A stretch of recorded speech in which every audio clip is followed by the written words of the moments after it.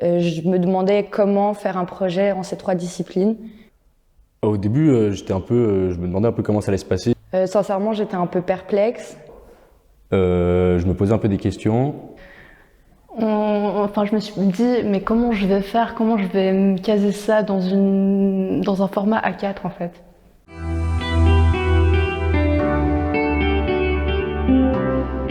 L'idée du projet Sans Forester, c'était de sortir de l'école pour aller au contact avec finalement la vraie vie, j'ai envie de dire le réel, en forêt avec les élèves. Dans le but aussi, après, de mieux se réapproprier l'école et les structures scolaires. À l'origine de ce projet, c'est que nous constations que les étudiants étaient déconnectés entre eux, mais avaient également de la difficulté à voir le lien entre le savoir et un objet pourtant profondément concret, le monde, qui pour le coup semblait abstrait lorsqu'on était dans la classe. Sortir en forêt, c'était donc un moyen de se reconnecter à cet objet d'étude et de mieux le penser. Alors je crois que c'était surtout un désir commun après discussion avec mes deux collègues avec qui on a mené ce projet, une volonté de collaborer, de repenser notre pratique de l'enseignement, de penser une approche nouvelle, plus expérimentale, transversale. Pendant un mois, on a fait 3 jeudis de suite où on se retrouvait en forêt avec nos 3 profs, donc d'art, de géo et de français. Et un intervenant externe à chaque fois, on a eu 3 intervenants différents. Et du coup, il me semble qu'on a fait une sorte de méditation pleine conscience à un moment. J'ai vu ces sorties comme une découverte. Avec un prof de français, on a lu des textes sur la forêt et le rapport que l'homme a à la forêt. On a aussi visité la ferme des Tilleuls. Et c'était bien plus que ludique parce qu'on était sur le terrain, donc on pouvait encore plus se projeter et encore plus intégrer la matière.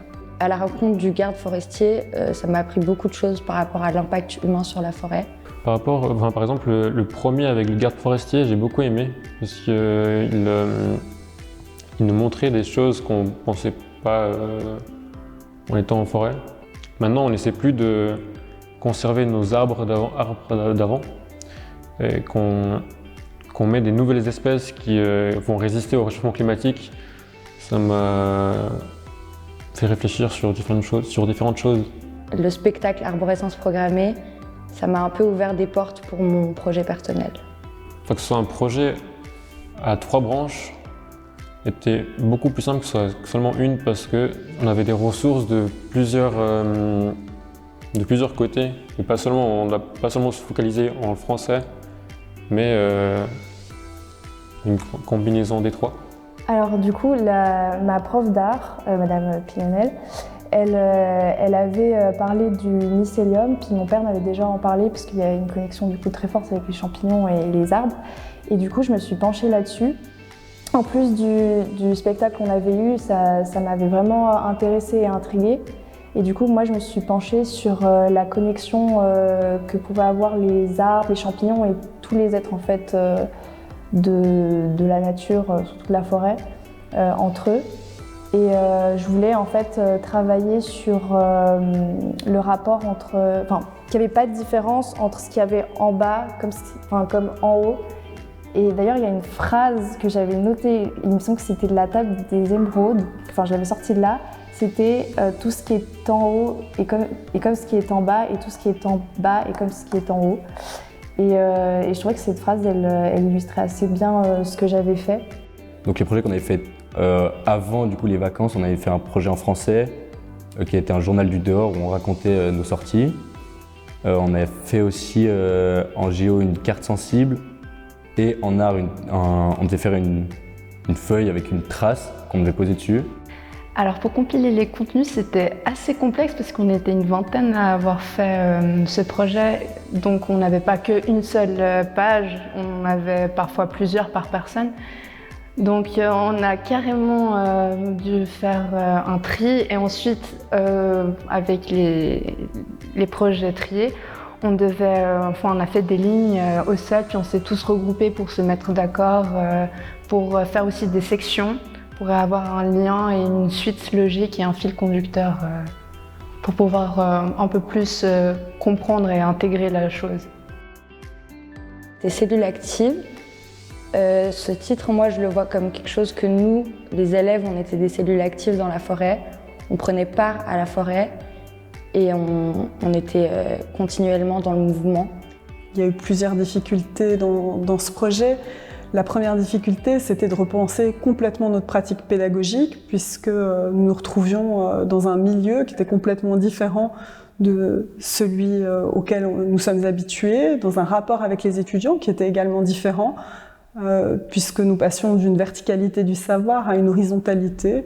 Nous participions aux mêmes ateliers qu'eux, en tant que participants également, nous ne menions pas ces ateliers. Et puis à partir de là, il fallait qu'on travaille toute la semaine qui suivait sur ce projet. Je dirais sur plusieurs plans.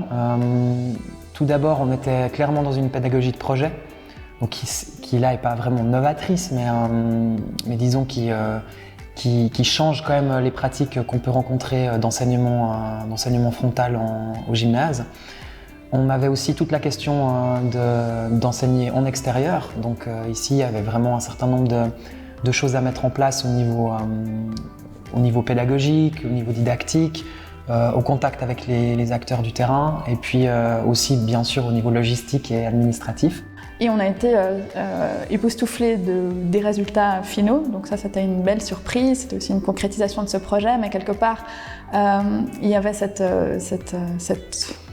nécessité de lâcher prise, mais cette confiance qu'on a déployée tout au long de ce projet envers nos étudiants.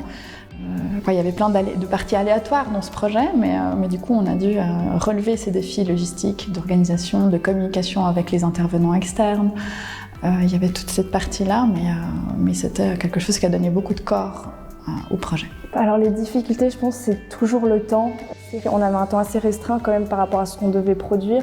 En fait, sortir de quelque chose d'intéressant et quelque chose qui reflétait beaucoup ce qu'on voulait retranscrire, parce que par exemple, moi j'ai choisi le thème du mycélium et des connexions, et c'est tellement complexe que c'est assez dur de poser sur papier.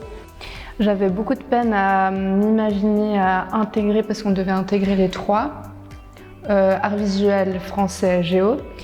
Et quand on a plus de facilité dans une matière, ça va tout seul, mais quand on a un petit peu plus de difficultés, on doit chercher et on doit trouver une logique à intégrer pour qu'il y ait une certaine logique dans les trois et que ce soit harmonieux.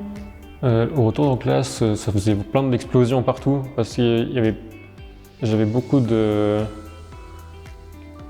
plein d'informations et donc c'est difficile de tout mettre dans un seul projet. Mais à force d'y réfléchir, j'ai réussi à trouver une idée. Alors j'ai eu 2-3 difficultés pour ce qui est du travail personnel. C'était vraiment cet aspect de réussir à faire jouer ces 3 branches ensemble en un résultat. Et je les ai surmontés en fait, petit à petit en faisant que des essais, en essayant, je trouvais des trucs qui marchaient. Récemment, ça m'est arrivé du coup d'aller en forêt toute seule et juste de marcher et de profiter du silence et de ce que la nature m'apporte. J'étais très étonnée parce que dans mon parcours scolaire, ça a toujours été très, on va dire très cadré. Les thèmes, c'est pas forcément des thèmes très intéressants, et du coup, je trouve qu'on a aussi ce rapport avec la nature qui s'ouvre de plus en plus en ce moment. Et du coup, ça m'a vraiment plu qu'on apporte ça en cours. J'ai appris surtout à mieux observer, je dirais. Ces trois activités, elles m'ont vraiment appris à mieux observer, à plus me concentrer sur des détails que normalement je ne ferais pas forcément attention. Ça m'a apporté un regard différent sur les disciplines, une approche transversale et puis surtout de la réflexion par rapport à la forêt. J'ai appris à dépasser les limites que je me mettais. J'ai appris aussi à avoir un regard transversal et j'ai appris surtout à écouter les autres et écouter ce que j'avais envie de faire. Ce que j'ai appris, c'est que tout est connecté et j'ai appris aussi de nouvelles visions, comme je l'ai dit avant. J'ai appris aussi à élaborer un énorme projet, parce qu'il était quand même immense, mais aussi de manière à intégrer pas seulement notre vision et nos approches, mais sinon d'intégrer d'autres approches et d'autres manières de faire. Ce projet m'a apporté beaucoup de manières de regarder la forêt, la vie en général. Je pense que ça a vraiment réveillé une partie que je ne connaissais pas encore de moi et que me fait mettre l'accent sur plein de petites choses qu'on ne voit pas au quotidien. Ça m'a apporté beaucoup aujourd'hui ce regard envers la vie en général. C'est-à-dire que maintenant, par exemple, j'ai passé beaucoup plus de temps à regarder les feuilles bouger quand il y a du vent. Aussi, je vais être un peu plus pointilleux sur certains aspects dans mes projets de maintenant, dans mes cours d'art. Je